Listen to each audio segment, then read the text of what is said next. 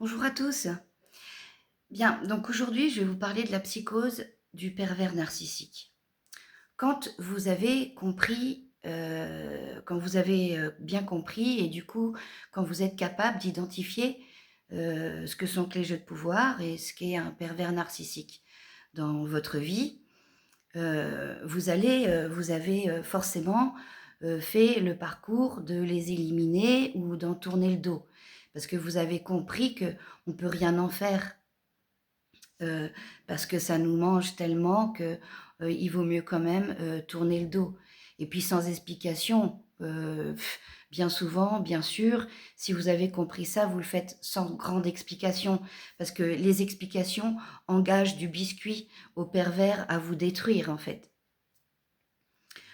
Aujourd'hui, ce que je veux vous expliquer, c'est la psychose, dans laquelle on rentre quand on a, par exemple, quand on s'est sorti de situations perverses, quand on a réussi à observer ce qui se passe chez nous, dans notre vie de famille, quand on et puis quand on s'est retrouvé seul et qu'on a souhaité se refaire des amis, se refaire un entourage et là, à chaque fois qu'on cherche de nouvelles, fréquentations, un nouvel entourage, on tombe encore et encore sur des pervers narcissiques. On tombe encore et encore dans des jeux de pouvoir et on le voit.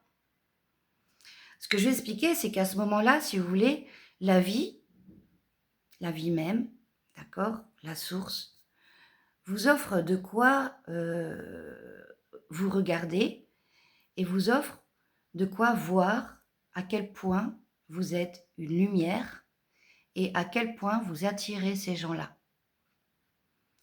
Alors, je parle de psychose parce que si vous n'êtes pas au courant si vous n'êtes pas dans ce parcours spirituel où vous êtes censé comprendre et accepter que vous êtes des êtres de lumière qui portent un cœur, c'est-à-dire que vous portez l'amour, vous portez la lumière, c'est-à-dire la compréhension, d'accord, des relations humaines à détruire. Vous portez l'amour, vous avez souffert du non-amour et c'est bien parce qu'on souffre du non-amour, eh ben, qu'on a une idée précise de ce que peut être l'amour sans condition, d'accord? Donc, heu, c'est une psychose qui s'installe parce que dans votre tête, souffrante d'un manque de relations humaines, pures, d'un manque de relations humaines, heu, on va dire, d'amour sans condition, d'amitié sans condition, un manque d'être vue et d'être, comprise pour ce que vous êtes, mais surtout un manque de reconnaissance dans ce que vous êtes, vis-à-vis de vos relations, hem, de bienveillance, car si vous portez l'amour, vous êtes dans la bienveillance des gens. Vous allez comme ça vous rendre compte à quel point il y en a partout et là, ça va vous travailler quand même l'esprit, quoi. Ils sont partout, ils sont partout. Je ne peux plus mettre le nez dehors, je ne peux plus rien faire parce qu'à chaque fois, j'en ai quand même un, qui vient me coller, quoi. J'en ai toujours un qui vient me coller. Ça vient toujours à moi.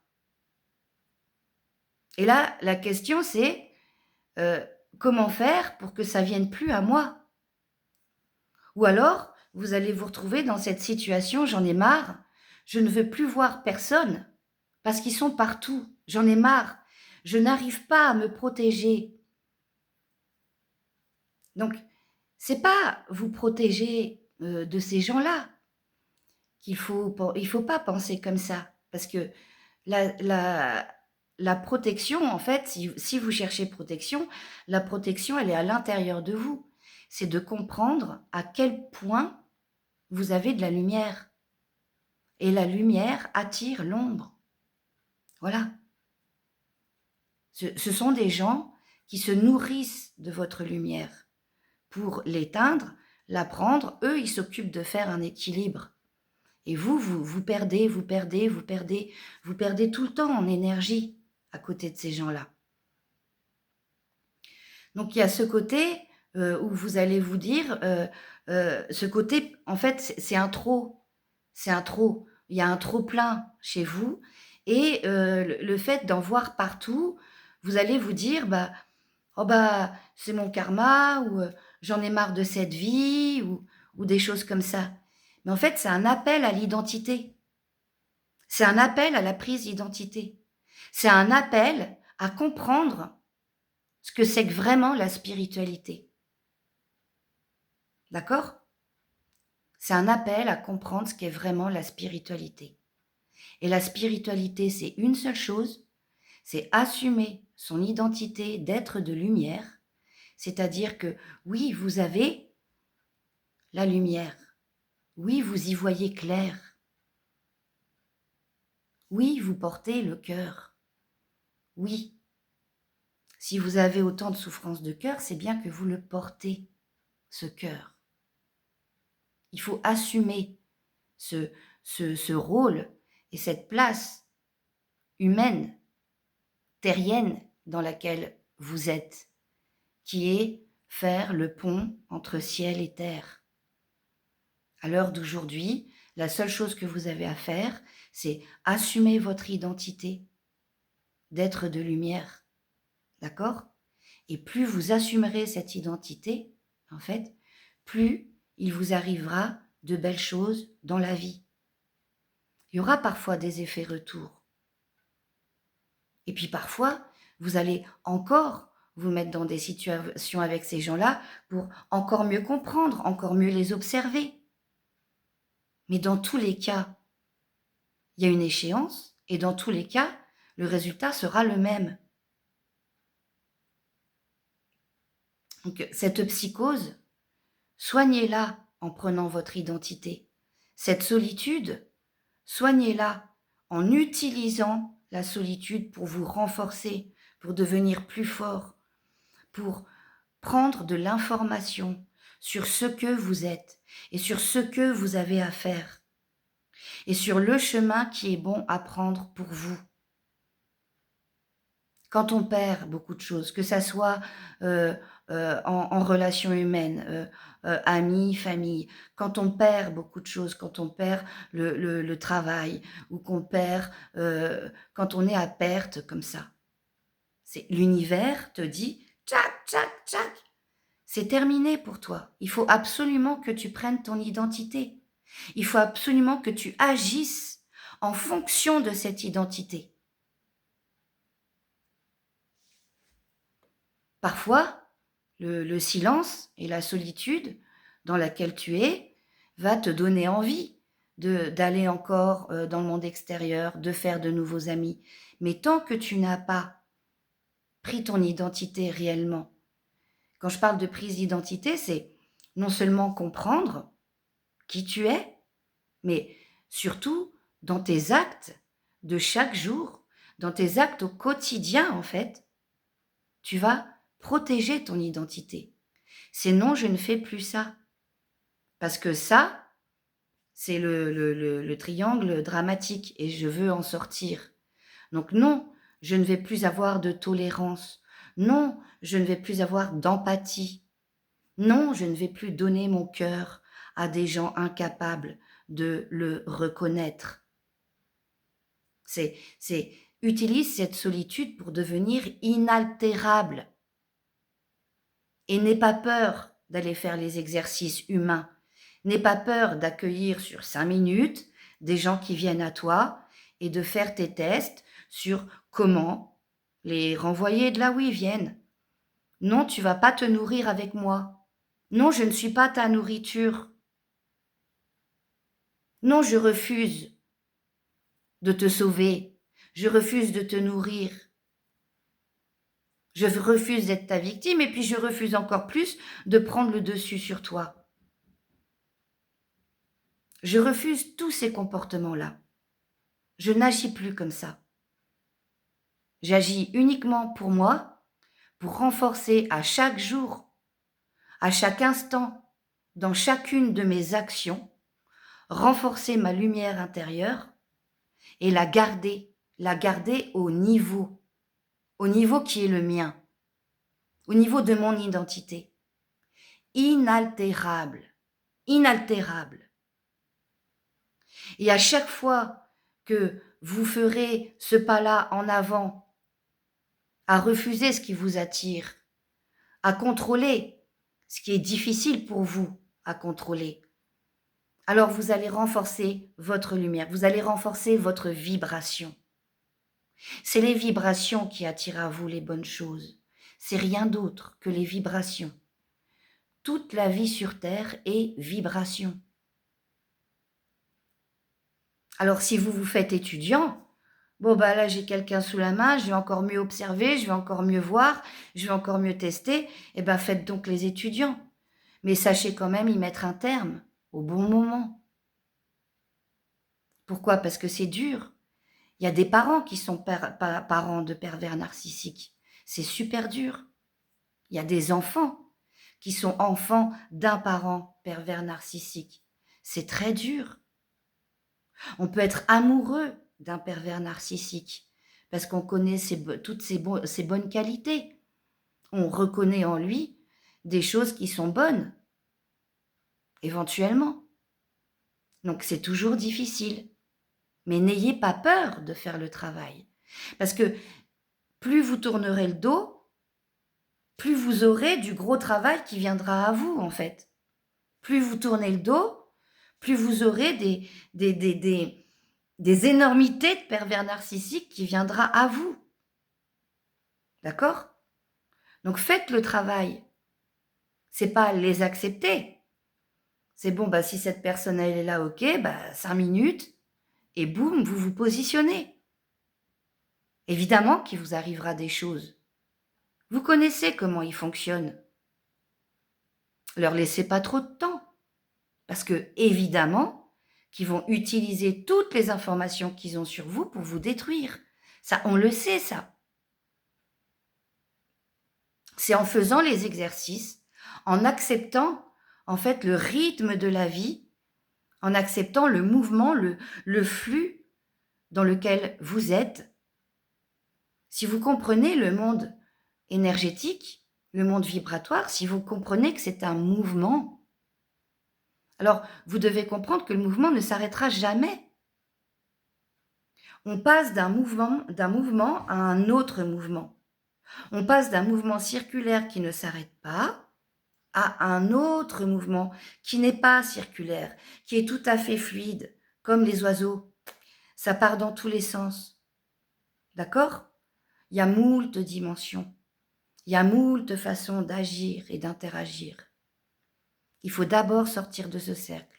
Et pour sortir de ce cercle, il ne faut pas refuser les exercices. Il ne faut pas tourner le dos à la vie. Parce que oui, c'est un combat. C'est une guerre. D'accord? C'est une guerre. En ce moment, ces gens-là sont affamés. Ils sont affamés. Donc, ils vont vous approcher. Alors, comme on sait depuis la nuit des temps, on va dire depuis 30 siècles, c'est quand même des gens qui s'adaptent vraiment à tout mouvement pour rester en place. À l'heure d'aujourd'hui, ils s'adaptent à la spiritualité. Donc, ils vont vous parler avec un langage spirituel pour vous garder. Et vous-même qui êtes dans la spiritualité et qui vivez votre spiritualité seul, peut-être n'avez-vous pas compris que la spiritualité se vit uniquement seule, on a envie de la partager.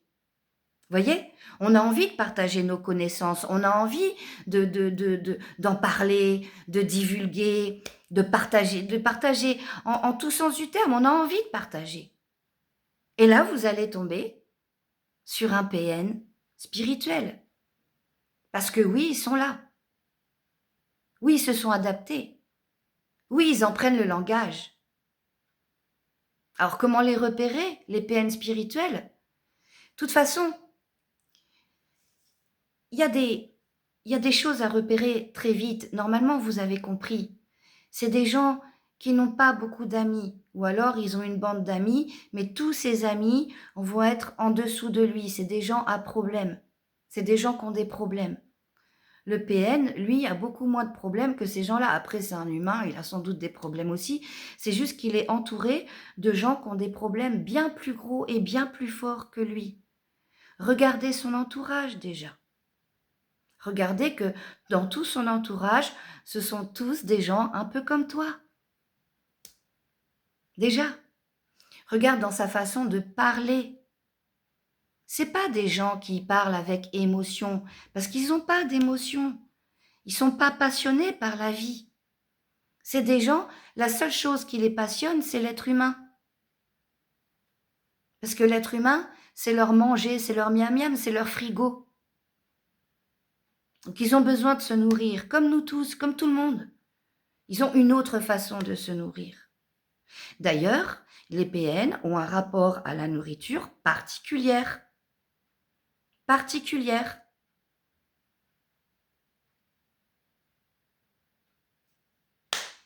Et oui, donc ça aussi, vous pouvez l'observer.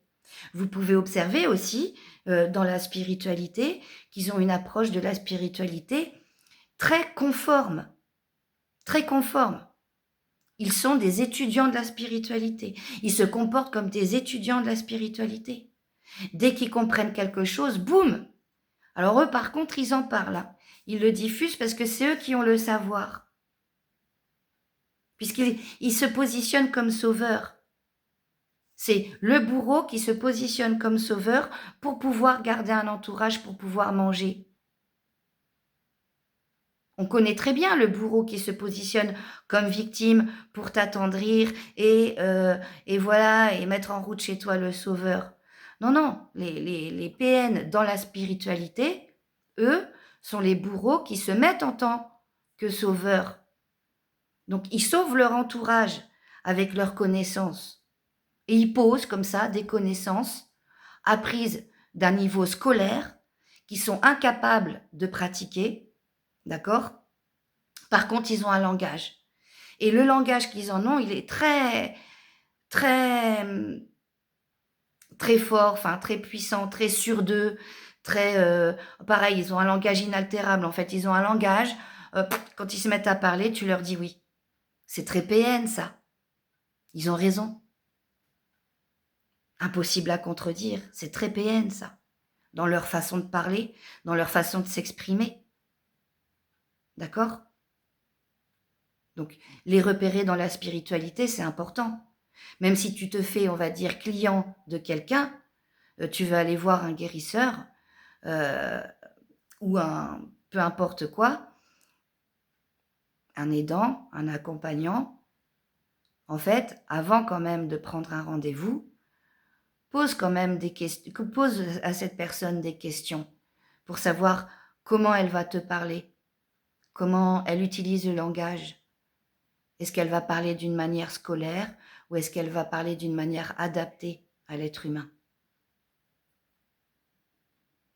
Moi, dans ces vidéos que je fais, je sais qu'il y a beaucoup de PN qui veulent ma mort, qui regardent mes vidéos. Je le sais. Et qui vont utiliser ce que je dis pour pouvoir en parler aux gens de leur entourage. Je le sais. Ça ne m'empêche pas de faire ce que j'ai à faire. J'essaye d'en parler de mon mieux.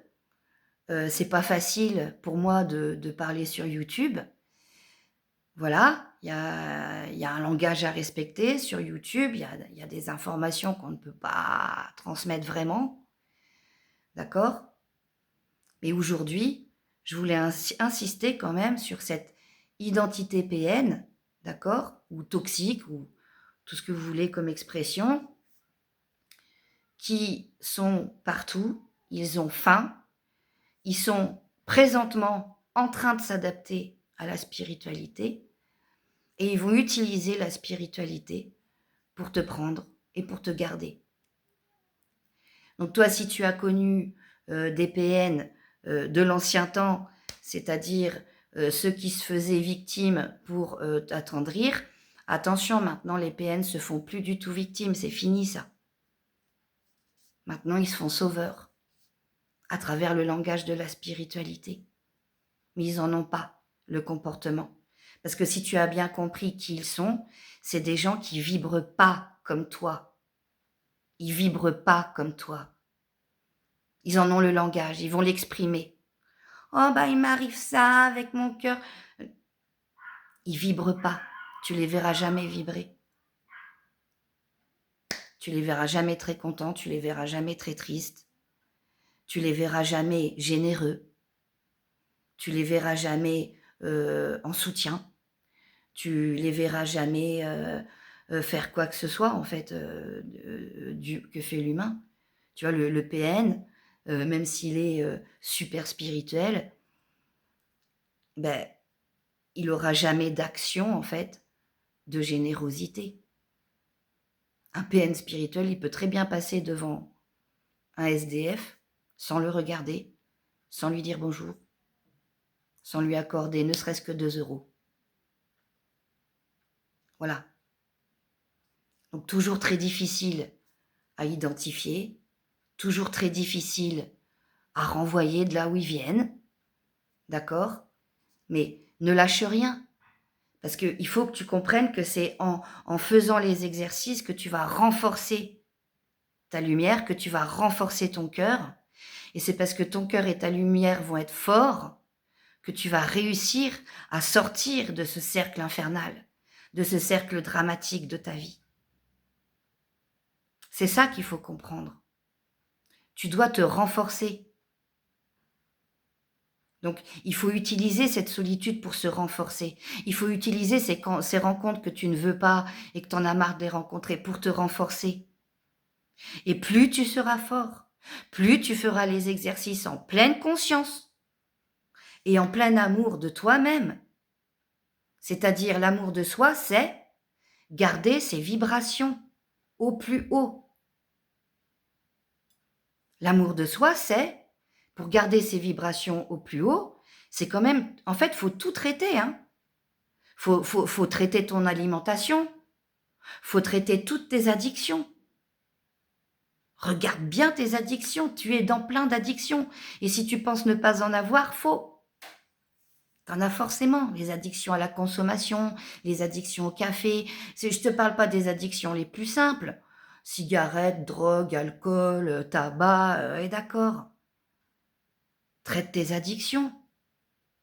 Traite ton comportement sexuel, ton comportement de consommateur, ton comportement alimentaire.